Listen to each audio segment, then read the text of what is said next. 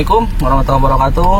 Malam gengs, jangan lupa subscribe, share, like, komen, nyalain lonceng notifikasinya biar kalian tahu update-update video-video terbaru dari Agen Goib. Jangan lupa geng, subscribe, kalau enggak nanti si Baron datang. Yo.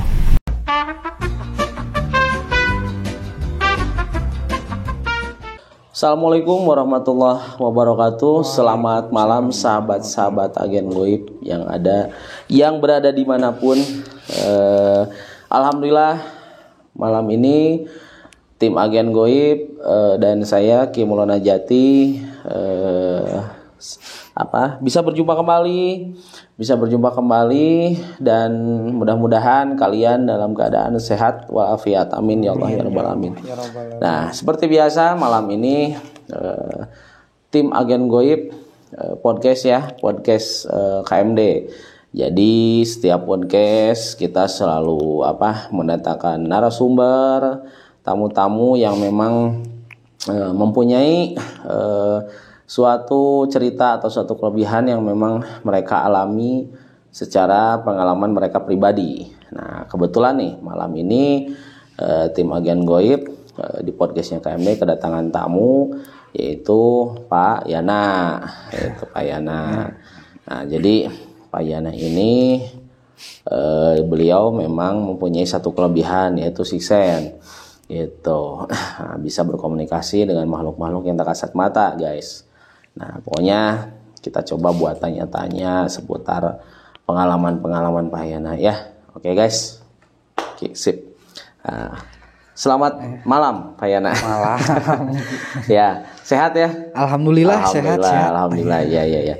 Nih Pak Yana, malam ini kebetulan kan di podcastnya tim Agen Goib seperti biasa ya, kita bercerita tentang soal-soal pengalaman mistis. Iya. Pengalaman mistis, terus pengalaman pribadinya Pak Yana gitu kan, yang memang sudah dialami oleh Pak Yana gitu. Coba Pak Yana bisa berbagi dengan sahabat-sahabat Agen Goib di luar sana, bercerita tentang pengalaman pribadi Pak Yana. Silakan Pak Yana.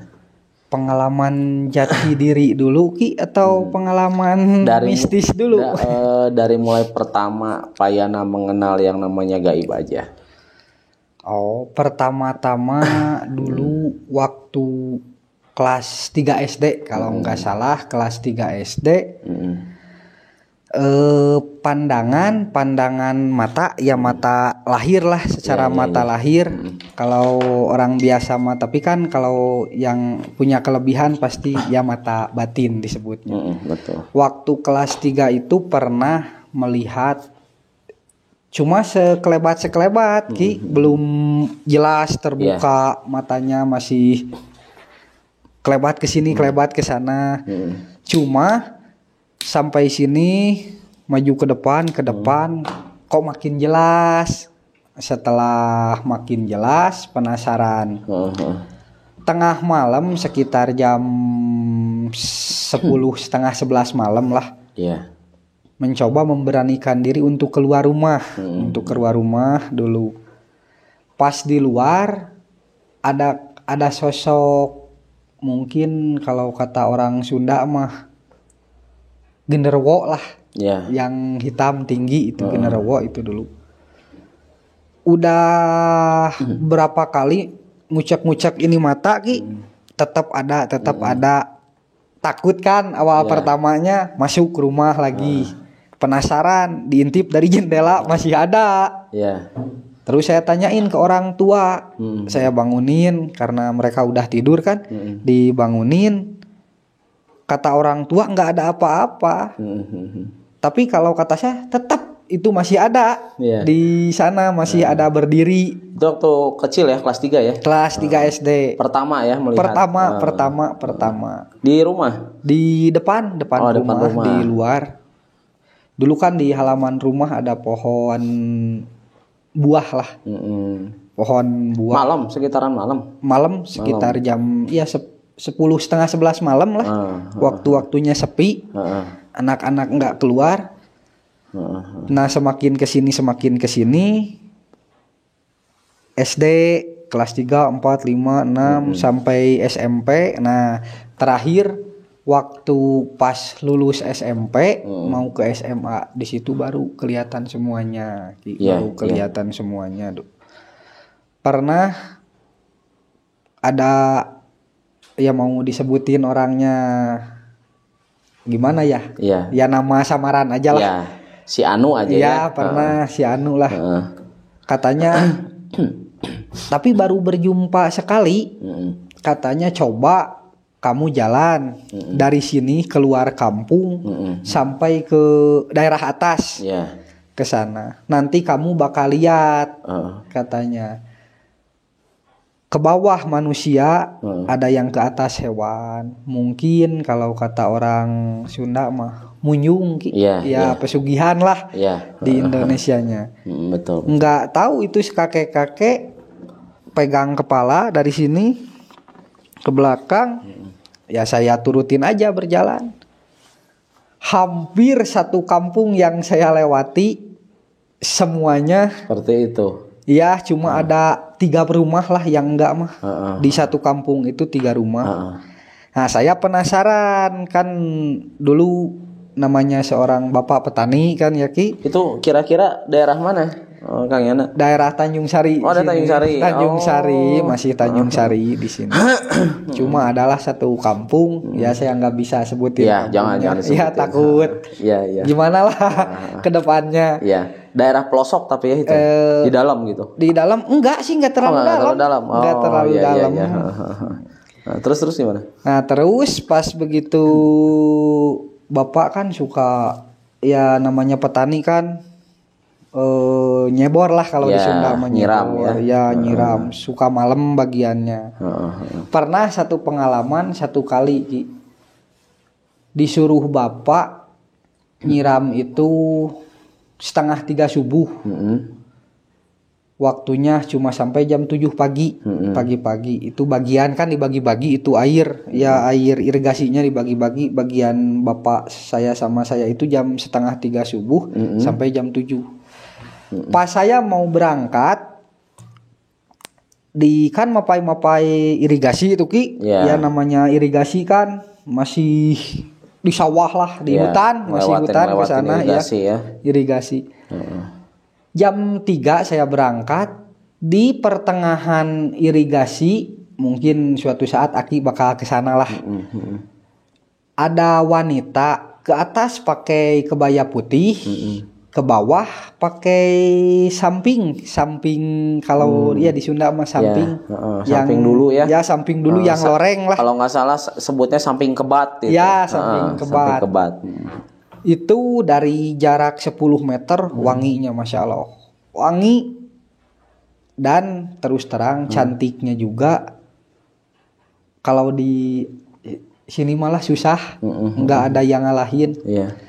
Cuma dia itu setelah noleh ke saya ke belakang lurus aja jalan. Saya penasaran saya ikutin Ki. Terus saya ikutin. Tiba-tiba udah agak jauh ada sebuah pintu seperti pintu rumah dari situ hilang.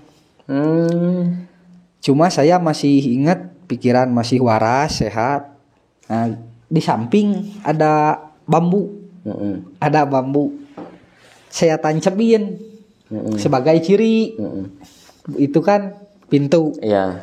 Setelah saya habis nyiram pulang lagi saya habis nyiram. Pagi-pagi beres nyiram jam 7 karena saya penasaran.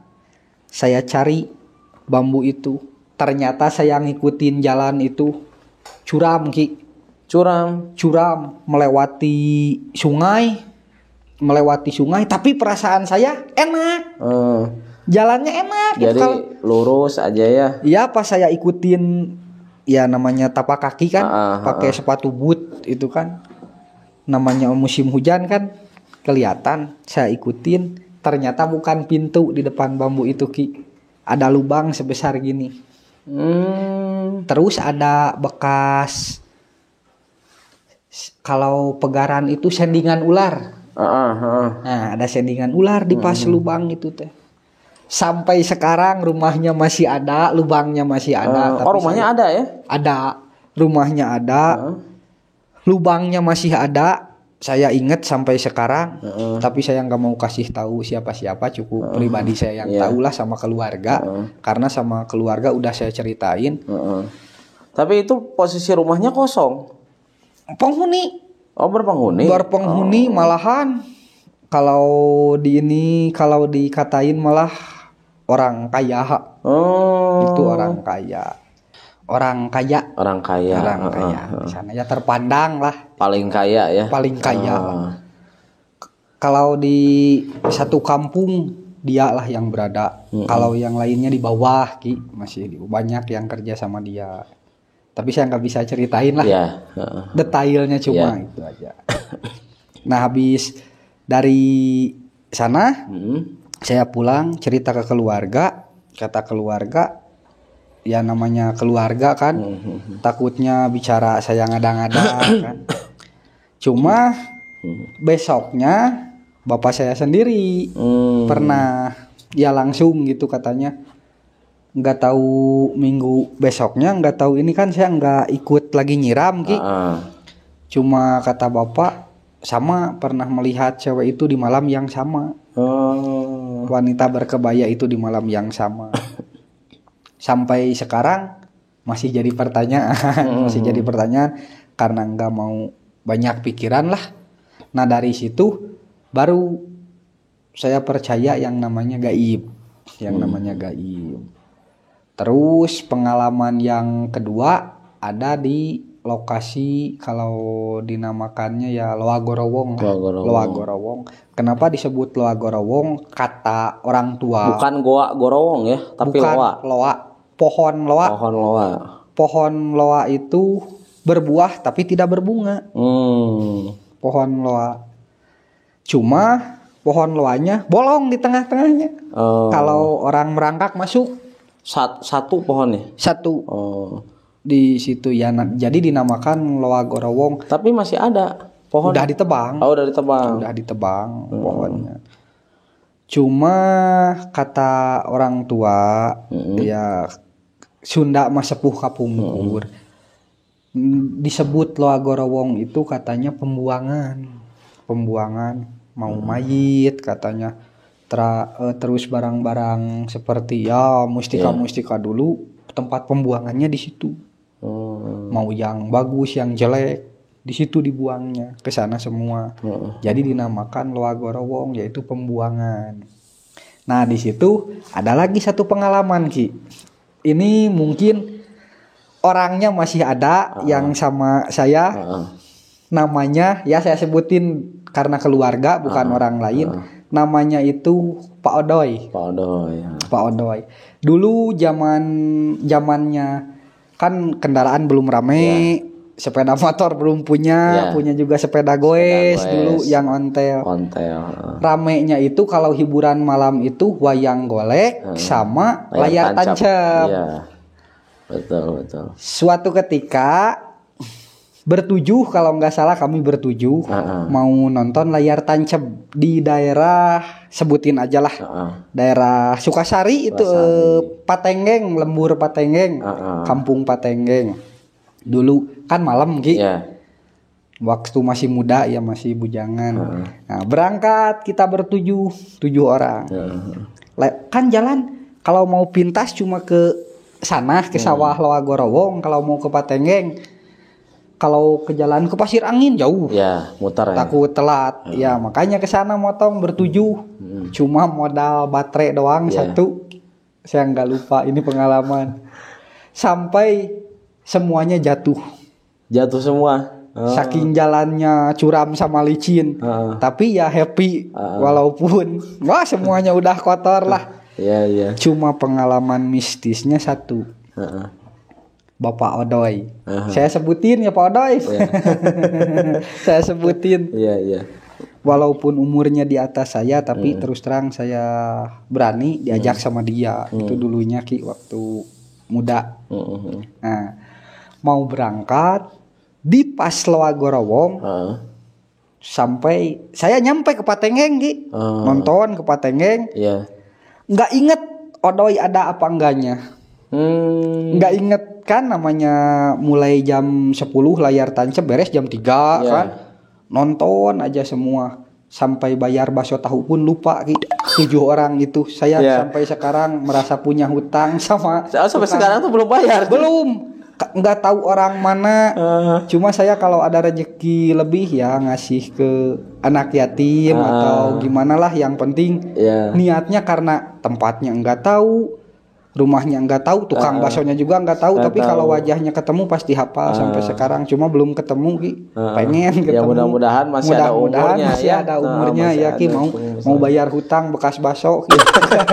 Karena aduh ya merasa berdosa aja. Iya. Dulu pas nyampe di layar tancap ya habis ngebaso gitu, nonton kan rame Ki. Warek waktu Beri Prima itu ya film zaman dulu lah. Ya. Film laga dulu tuh. Saya kira bertujuh, ternyata berenam.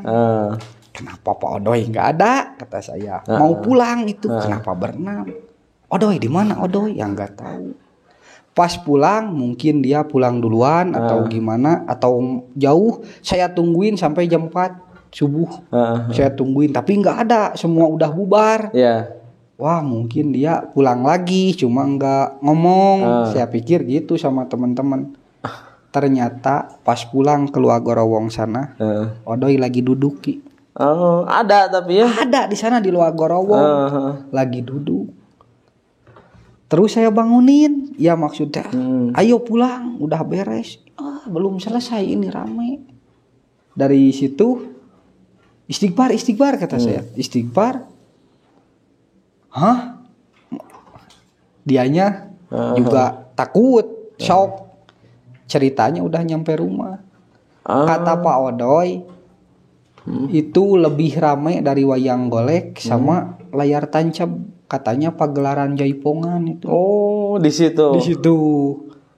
Padahal bambu semua Ki, namanya juga tempat Iya. Kalau di Sunda mah sangat lah tempat masih ini. Dia malahan sampai rumah juga masih sadar nggak sadar. Itu berarti tipu muslihatnya jin ya? Ya itu. Katanya itu panggungnya gede.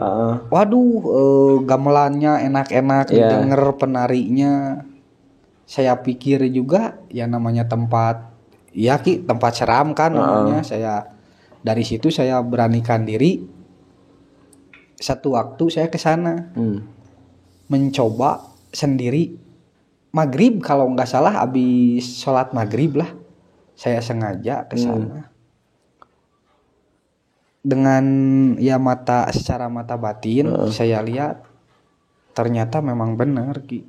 Awal mula saya belum kelihatan, cuma suara-suara gendang, kecapi, semakin dekat semakin ramai. Nah setelah ada jarak 100 meter baru kelihatan. Kalau bagi yang mempunyai mata batin, saya yakin nggak bakalan salah, bakalan sama. Cuma ada satu ibu-ibu yang berpesan jangan masuk katanya. Ibu-ibunya di situ maksudnya? Di mana? Ya di penglihatan secara gaib. Secara gaib. Katanya cuma ibu-ibunya bukan ibu-ibu kayak zaman sekarang. Ibu-ibu yang zaman dulu pakai apa ini, sanggul. Katanya kalau kata jangan terlalu dalam masuk, cukup di sini aja melihatnya. Karena takutnya kamu nggak bisa balik lagi katanya gitu. Cuma saya beranikan diri dekat lagi. Nah udah ibu-ibu itu bilang yang kedua kali saya masih maju. Cuma pas yang ketiga kali katanya stop, cukup di situ aja. Baru saya diam di situ. Ternyata pas saya itu ngelihat pagelaran jaipong itu. Oh, Akang juga lihat ya pagelaran jaipong. Sadar itu 5:30 pagi. Oh, waduh. Saya dari jam berapa? Dari jam habis maghrib. Wih, habis maghrib. Mantap. Sampai 5:30 pagi saya sadarnya gitu. Tapi alhamdulillah dari situ, karena di Quran juga ditulis, dijelasin kan kalau makhluk gaib itu ada. Betul. Makanya saya dari situ makin percaya sampai umur saya segini udah berkeluarga, punya anak juga. Ternyata makhluk gaib itu ada di mana-mana. Betul. Di sekeliling kita. Iya. Cuma alhamdulillahnya saya diasuh sama, kalau di Sunda mah uak, ya keluarga lah. Sampai bisa istilahnya berkomunikasi. Karena dulu cuma bisa melihat aja. Ya. Nah, tadi sampai mana? Uak ya. Sampai uak. Nah, gimana? Ya istilahnya dididik sama uak. Lahirnya, batinnya diasuh, kalau di Sunda mah diasuh sama uak. Sampai pergi berangkat ikut nguli Ki dulu, ikut kerja di tower. Di tower, kerja tower, ya bikin tower lah, ikut kerja. Pengalaman ya sampai Indonesia kekeliling lah istilahnya. Alhamdulillah pengalaman berkat kerja tower, walaupun gak dibayar Ki. Karena uangnya dibawa kabur. Berarti sama uang juga gak dibayar? Uang gak ikut, cuma saya setelah ya dididik sama uang. Usia semakin dewasa, punya kebutuhan kan Ki, ya belajar ngikut kuli tower. Tapi nggak dibayar selama 1 tahun 6 bulan, ya 1 tahun setengah lah. Nggak dibayar. Bukan nggak dibayar, cuma dibawa lari sama mandornya. Dulu mandornya kasihan ya, tim kerja kami anak-anak sama pemborongnya kasihan sih, karena pengawasnya yang ngambil, yang bawa kabur pemborongnya. Cuma saya nggak sebutin orangnya lah, biarin. Dari situ saya belajar mandiri ya, kerja, belajar ikut kerja di suatu tempat daerah Sumatera lah ya. Saya sebutin di daerah Palembang, cuma saya nggak sebutin detailnya. Di Palembang aja lah, daerah Palembang. Ada satu sungai Ki, satu sungai, saya ngediriin tower kan di situ, di daerah Palembang itu, cuma di pinggir sungai. Cuma sungai itu suka dipakai banyak orang yang ziarah. Kalau di Sunda Malewi, pakai berziarah. Saya heran kan, namanya baru sampai ke sana sehari 2 hari sampai seminggu, kok makin banyak tiap hari yang ziarah ke sana, yang berdoa di sana, yang ngambil airnya. Banyak lah bawa komplang. Saya heran, terus saya kan nanyain ke warga di sana kan, saya namanya kerja di sana kan Ki. Nanyain, ini katanya ya tempat berziarah. Dulunya katanya ini tempat pemberhentian wali katanya. Sungai itu tempat beristirahatnya wali. Cuma nggak tahu wali yang mana kan. Wali ada 9 Ki, ada 9 para wali. Dan anak-anaknya pun menyebarkan agama Islam. Ya banyak. Makanya terus saya nanya, setelah nanya, ternyata ya tempat peristirahatan wali. Cuma saya nyoba Ki, maksud nyoba teh, orang lain mandi kan di sana. Saya juga ngikut mandi kan. Namanya pekerja mah di mana namanya dekat hutan Ki kan, masih perkampungan juga, yang ikut mandi di sana. Yang saya heran, itu sungai kecil. Cuma dalam lah, ada lah 10 meter mah dalamnya, cuma tenang. Dalamnya enggak nyedot kayak ini, tenang aja dasarnya juga. Baru masuk 1 meter kita kan ngap Ki. Tapi setelah dari 1 meter ke bawah kita bisa makan di dalam Ki. Air masuk ke mulut kayak ikan, makan enak. Cuma air ya ketelan sama ke hidung, tapi enggak sakit, kayak gini aja, normal gini, cuma kerasa air. Nah dari situ itu semua ngerasa gitu. Semua. Semuanya.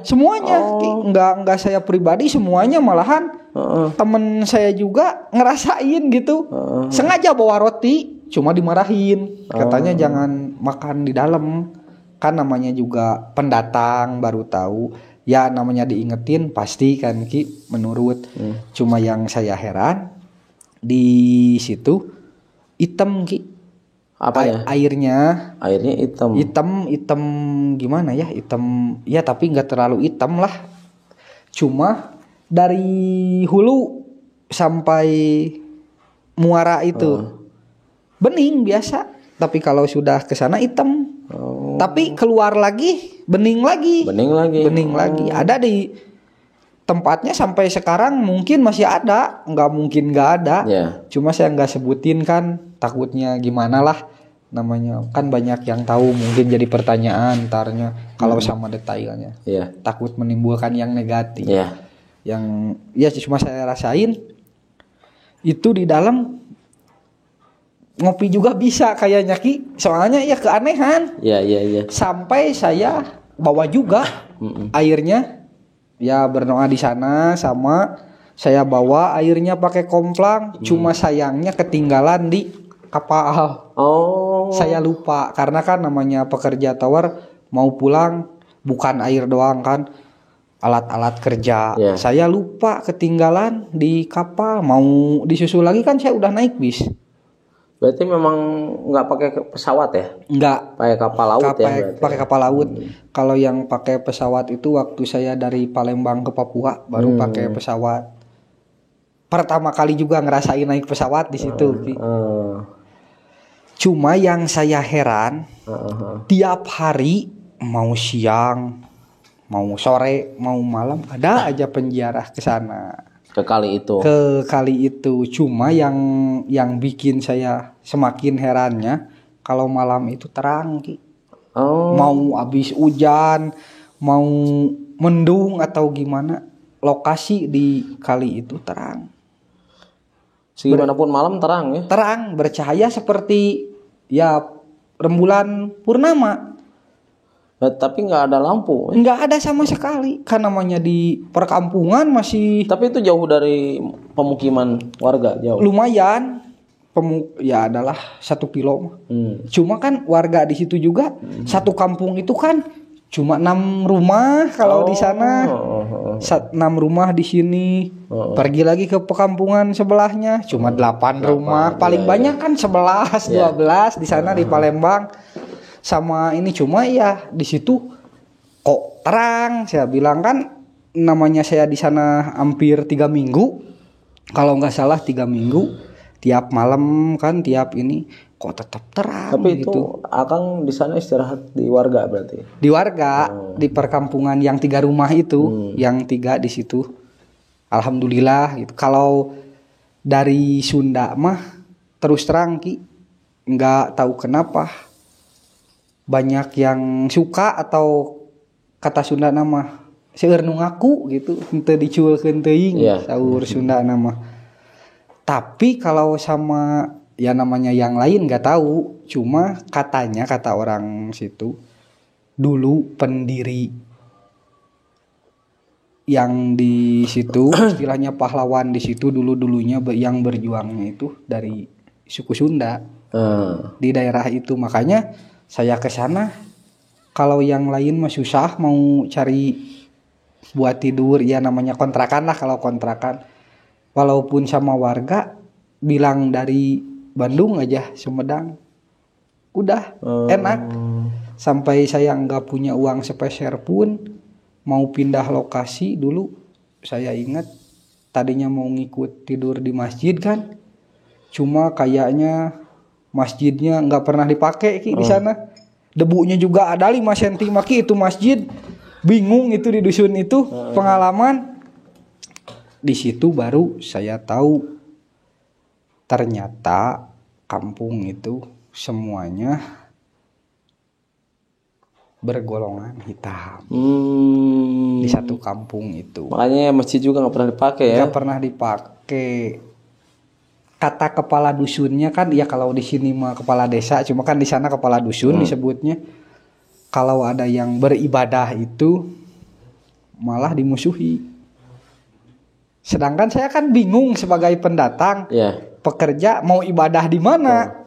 Kalau masjid saya pernah mau saya bersihin sama teman-teman 3 orang. Saya bersihin itu masjid, dimarahin juga. Katanya buat apa ya, kita kan kalau berbohong demi kebaikan apa boleh buat Ki? Mau numpang tidur aja. Kan kata kepala dusunnya udah saya siapin rumah kontrakan 1. Tapi kayaknya adem di sini kata saya teh. Ya udah. Kenapa ya itu padahal kenapa tapi dibangun masjid ya? Nggak tahu. Tapi nggak diurus sama sekali. Nggak diurus sama sekali dan Terus masih minim penerangan. Jadi belum listrik belum nyampe ke sana. Ada juga desal. Desal. Itu pun kalau mau beli solar perjalanannya ya hampir adalah 8 kilo. Jalan kaki itu nggak masuk kendaraan. Jalan kaki. Dan bahasa Indonesia juga belum pada lancar. Kalau bukan yang ada yang sekolah atau gimana di dalamnya masih pakai bahasa dusun di sana. Nah setelah saya bersihin masjid itu, setelah saya tidur di sana, saya coba pakai beribadah istilahnya. Tapi masjid ada penerangan ya? Nggak ada Ki. Nggak ada juga. Cuma pakai lilin saya lilin. Lilin sama baterai cas lah, karena kita kan pegawai udah ini beli baterai cas, itu pun mau ngecasnya ya harus nunggu desel nyala juga. Cuma pas begitu saya ibadah pernah sempat kalau nggak salah udah 5 hari saya tidur di masjid. Mau beribadah itu banyak suara-suara yang aneh, yang nangis lah, yang minta tolong. Ada juga yang teriak-teriak. Istilahnya kan kita kalau punya istilahnya kelebihan. Saya coba secara batin, saya lihat secara batin, ternyata di sana masih ramai namanya ya perang batin gitu. Ya, perang santet ya. Ya, perang ya itulah kalau bahasa sekarang mah perang santet. Oh, ternyata di situ hampir satu kampung itu, satu dusun itu semuanya nganut ilmu itu Ki. Tapi ya namanya kita niat ibadah, tetap aja Ki yang namanya putih sama hitam nggak bisa nyatu Ki. Kalau saya rasain itu nggak bisa nyatu. Kenapa? Karena setelah semakin lama saya ibadah di sana ketahuan juga. Ada ya kepala dusunnya bilang, katanya tetap aja, katanya kamu di sini ibadah ya, udah saya tutupin udah apa juga ya, mau nggak mau saya terbuka aja jujur ya, udah saya ketahuan ibadah, ya juga udah ya. ketahuan juga ya, saya ibadah di situ. Saya bilang sampai ya ramai lah, tegang, mau ramai lah, mau istilahnya kalau mau berantem. Cuma saya pikir ya buat apa juga. Cuma kata kepala dusunnya, daripada nanti terjadi masalah yang nggak diharapin, ya udah nggak diselesain saya proyek di sana, dikasih sama orang lain yang ya mungkin yang sealiran atau gimana lah. Kita berenam udah pulang aja, berenam semua ya. Ya berenam semua ya, kita pulang aja, pindah lokasinya ke Aceh. Alhamdulillah kalau di Aceh istilahnya di perkotaan, bukan di mana, di Biren bukan di Tamiang. Aceh Tamiang dulu udah ramai kan di situ mah, udah masuk perkotaan, listrik udah ada, udah enak. Sama warga di Aceh itu saya bilang luar biasa. Luar biasanya apa, sesama umat Islam itu saling tolong menolong, saling berbagi. Apa yang kalau kata orang tua, kata hadis kan, al Islamu mang salama muslimu nabilisanihi wa yadih. Umat Islam itu harus silih selamatkan sama lisan dan tangannya. Saling merangkul kalau orang Aceh. Sampai sekarang ibadah juga enak di sana. Mau kita ikut pengajian, mau apa di Aceh Tamiang itu terbuka orangnya, nggak ada yang ditutup-tutupi. Makanya saya betah di situ Ki. Cuma sayangnya 100% muslim kan. Iya di sana. Saya berterima kasih sama warga Aceh Tamiang. Mungkin kalau suatu saat ya banyak ada yang kenal lah, masih kenal sama saya gitu kan, pengen silaturahmi ke sana saya juga, karena ya baik-baik semuanya Ki. Kalau kata orang ya gimana kitanya, Betul. alhamdulillah baik-baik semuanya.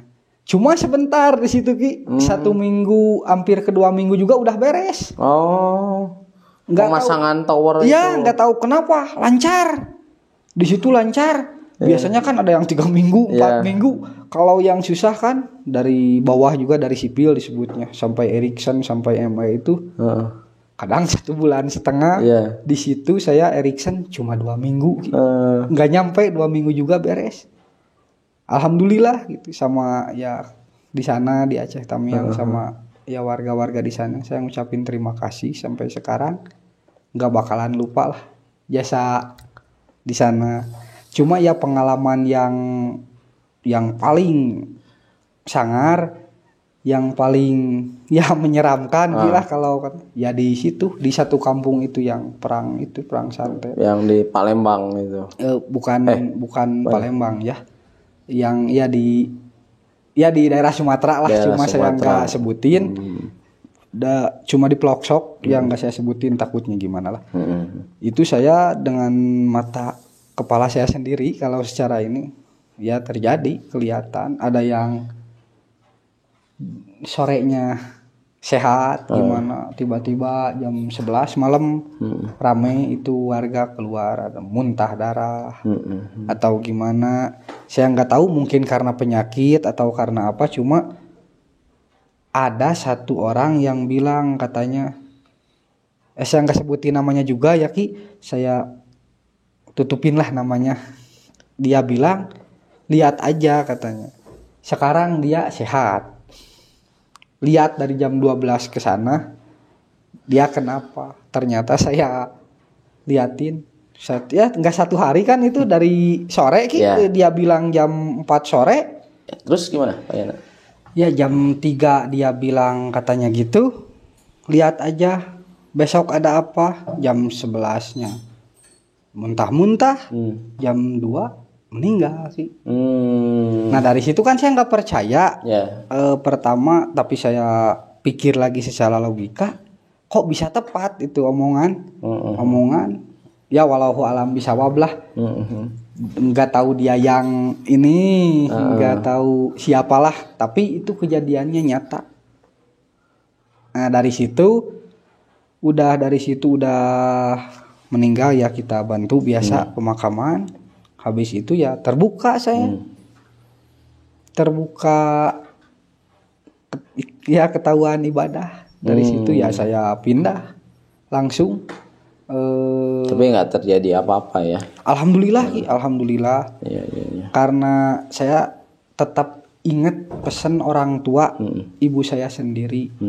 Katanya kalau kamu mau pergi kemana-mana, yang penting 1 kejujuran, 2 tetap doa ibu selalu menyertai kita. Betul. Makanya dari situ saya pikir mau ngelakuin apa juga, kata ibu, kalau kita menyakiti perempuan sama saja menyakiti ibu kita sendiri. Betul. Kalau kita menyakiti ya pria sama menyakiti bapak sendiri. Dari situ alhamdulillah Ki, kemana-mana saya sampai sekarang pulang lagi ke sini, alhamdulillah selamat. Alhamdulillah. Ya, alhamdulillah. Nah, paling guys, jadi ini alhamdulillah Pak Yana udah bisa berbagi nih, udah bisa berbagi cerita pengalaman hidup, pengalaman mistisnya untuk sahabat-sahabat agen goib yang ada di luar sana gitu. Nah, untuk podcast malam ini paling kita cukupkan sekian dulu ya guys ya. Alhamdulillah semuanya juga memang yang namanya gaib itu betul-betul nyata guys. Yang tidak percaya 1000% bisa dibuktikan sendiri ya. Gitu. Kalau mau misalkan datang boleh asal kuat aja ya. Gitu. Kalau yang nggak percaya ya sama yang namanya gaib ya. Gitu. Karena Allah pun sifatnya gaib. Sifatnya gaib. Tidak beranak, tidak diperanakan, tidak ada cucu dan tidak punya ibu dan bapak, gitu kan? Nah, itu sifatnya kan seperti itu. Makanya kita sebagai hambanya, gitu, sebagai umatnya, tetap harus bisa kuat lahir batin, iman kuat, percaya Allah Subhanahu wa taala, kepada Allah Subhanahu wa taala gitu. Nah, pokoknya petik hikmahnya dari setiap podcast dan penelusuran tim agen goib dan saya Kimul Najati, ambil hikmahnya, buang negatifnya, ambil positifnya, dan jangan lupa yang belum subscribe dulu ke channel kita. Dukung, support terus channel kita biar kita bisa terus berkarya, kita bisa terus berbagi video, membuat konten-konten yang memang bermanfaat untuk kalian semua. Dan yang sudah subscribe jangan lupa diklik lonceng notifikasinya, di-share, komen, like. Pokoknya jangan lupa terus dukung channel kita biar kita terus bisa berbagi video-video yang bisa kalian tonton ya guys ya. Nah, Kimul Najati pamit dan Payana pamit. Wabillahi taufiq wal hidayah. Wassalamualaikum warahmatullahi wabarakatuh. Salam mulia.